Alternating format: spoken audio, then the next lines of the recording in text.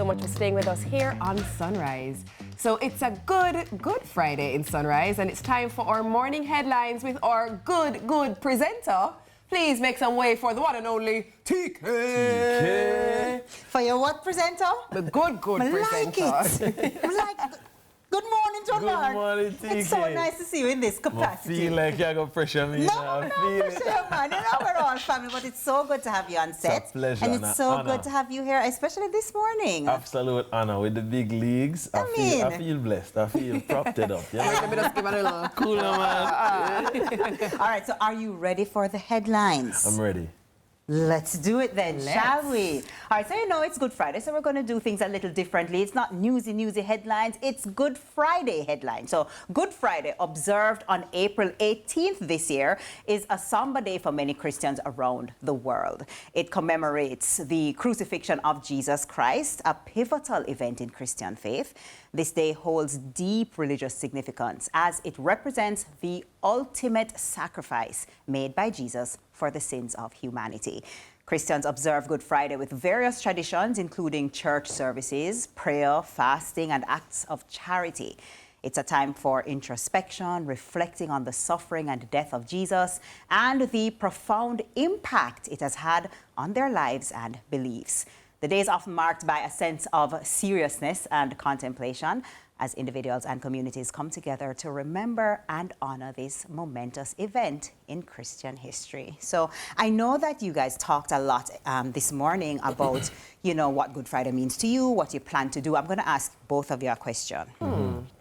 Especially younger people today will say, you know, yes, I'm spiritual, but I'm not really religious. I'm not into the church thing. I'm not into the go to church and every day and whatever. I just don't feel that connection to church. What would you say to somebody like that? Either one of you. I love Yendi goes, Ian John Mark?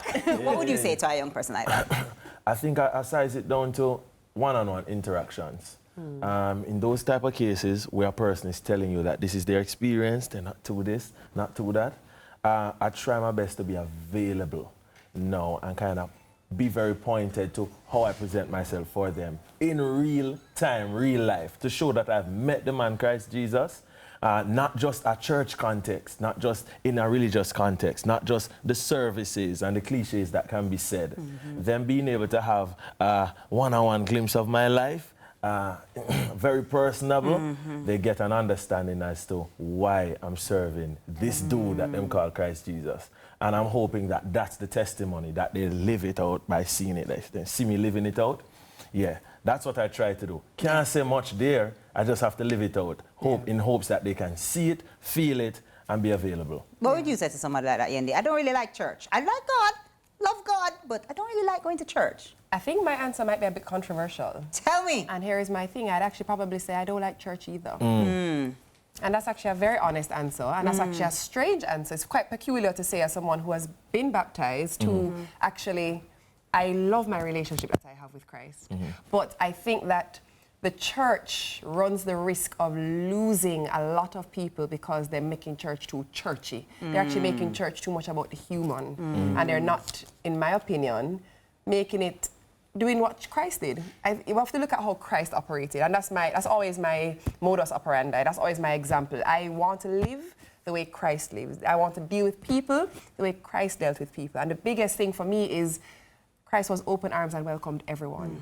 And I think what the church has to stop doing is putting all these rules and restrictions in place that are maybe not of Christ, that make people feel like they're not welcome and can't come. That's the number one thing. And I feel like there's a perception that church is just, like, I can't go to church because I don't fit the criteria. What's the criteria? The criteria is just to want to come and be open. And that's, Christ would welcome you with open arms, you know what I mean? And I think we are running the risk of people missing out an opportunity to know Christ, have a relationship with Christ, because we're making too much about the church and religion and practices and ceremonial rituals and so on versus relationship. All right. I would say you want a relationship. It's a beautiful relationship. It is one of the most lovely experiences I've had, my encounters. Nice. So, yeah. Nice. All right. Don't let the church keep you away from knowing Christ. Does that make sense? I like You said it great. So we like relationship. You said relationship, Yeah. and I'm saying I'm inviting them into relationship with me. All right. I may not be able to win you over on the whole organization of church, but if I can win you over with me, we can start there. Oh, I love that. Yes. Exactly. I love that. All right, that's a good time to go to the Feel Good Friday head. Hey, Feel Good. Good Friday head. Is that what I did there? Yeah, feel good. There. The Feel Good Friday. I don't know. Let's do it. Let's do it. So a 15-year-old autistic boy in Abuja, Nigeria breaks the Guinness World Record for largest art canvas. Oh, wow. The global art scene witnessed the rise of a new luminary. 15-year-old, Yendi said his name, John Mark, when name? Kanyeya Chukwu. You have it, man. Tambo Okike. Yeah, man. Him. You have it. No, man. Him. It sounds like how it looks. The young autistic artist etched his name into history by shattering the Guinness World Record for the largest art canvas. Brilliant. The 15-year-old achievement eclipses that of contemporary British painter Sasha Jaffrey, whose 17,000 square foot painting, The Journey of Humanity, held the title since February 2021. Now, the Guinness World Record website declares the largest art canvas is 12,303.87 square meters, 132.437 square feet, or 116.85 square inches, and was achieved by the 15-year-old the 15-year-old Nigerian on November 26, 2025. Brilliant. Isn't that crazy? Brilliant. It's actually a very big deal, literally. Yeah, It is. It's young, doing it big. Right? That's a massive canvas. You know what's amazing to me when I think about people who are on the spectrum of autism?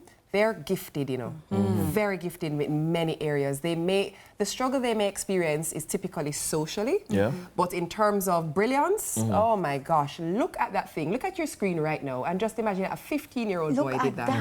That's huge, you know. That is massive. And creative. Look at him. And you know, I just love the fact that it's coming out of Nigeria. I love the fact, you know what I mean, where, you know, the arts can sometimes, you know, in black countries or predominantly black countries, it's like, study a book, go to school, do your maths, do your English, you know. So when you see something artistic, something musical being lauded and, you know, rewarded, I love to see it. And it gives a lot of inspiration for others who are probably interested. What is the measurement was, TK? Not me that. Because, you know, say, John Mark, you know, fine, so we can't find 2 pieces of cloth. Enough cloth, that you know. I would go around go stadium and do something soak the cloth and just paint. You know, fine, so.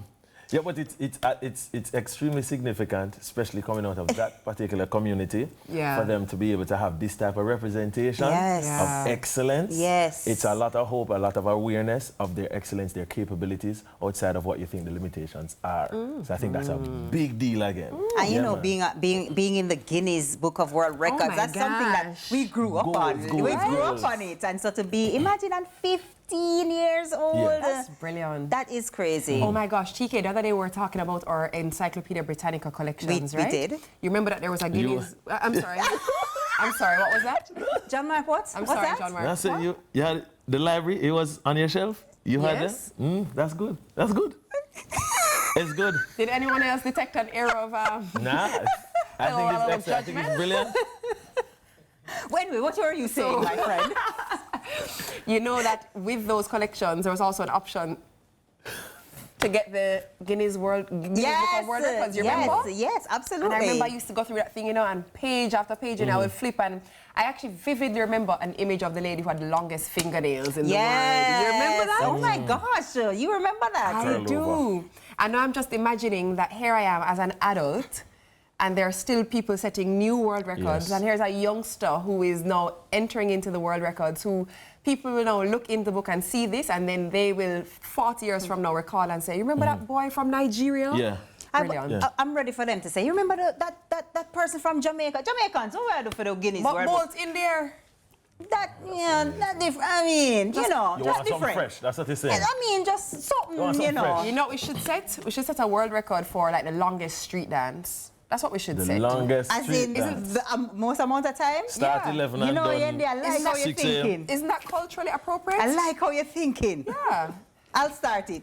And then we should go from, we should have like a gospel segment, go into a ska segment, into a mentor segment, into a and it just lasts for reggae, days. into a dancehall, just go on for days and go through the entire... We have enough genres to cover it. Right, we do. We have the material. And just make it a street dance. I like how you think. But street dance don't equal... You understand? I like how you think. Yeah. I think you have to be an individual though, but we'll look into it. An individual I'm has going to to look do into it. We'll do TK, we should do it and then we can get in the Guinness book. I'm in. All right. I'm in. All right, that's all the time we have in this Good Friday headline. So we'll be scrolling and rolling on the flip side. So please stay with us. React is coming up next. R to the E.